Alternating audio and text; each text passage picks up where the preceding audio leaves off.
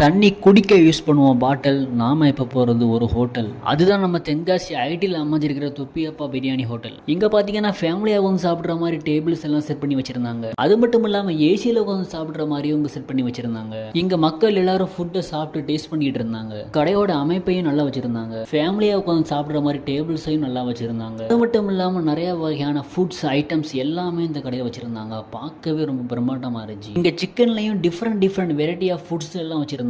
இங்க எவ்வளவு ஃபுட்ஸ் இருக்கும்போது எதை வாங்கணும்னு தெரியாம கன்ஃபியூஸ்ல இருக்கும்போது அவங்க சில ஃபுட்ஸை வந்து ஸ்பெஷல்னு சொன்னாங்க. இங்க சவர்மா மட்டும் இல்லாம நான் சிக்கன் ரைஸ்லையும் பார்த்தீங்கன்னா நிறைய வெரைட்டி ஆஃப் ஃபுட்ஸ் இவங்க இங்கே வச்சுருந்தாங்க. அது மட்டும் இல்லாமல் தேன் சிக்கனும் அங்கே வச்சுருந்தாங்க. அது மட்டும் இல்லாமல் அங்கே french fries, grill chicken, spicy chicken என நிறைய வெரைட்டி ஆஃப் ஃபுட்ஸ் எல்லாம் அங்கே வச்சுருந்தாங்க. அதே மாதிரி அங்கே ஜூஸ்லையும் ப்ளூ மோஜிட்டோ, க்ரீன் மோஜிட்டோ என வெரைட்டி ஆஃப் ஜூஸ் எல்லாம் அங்கே வச்சுருந்தாங்க. நீங்களும் தென்காசி வந்தீங்கன்னா அந்த கடையை ட்ரை பண்ணி பாருங்கள். நெக்ஸ்ட் வீடியோவில் நம்ம சந்திப்போம். அது வரைக்கும் பாய் பாய், see you.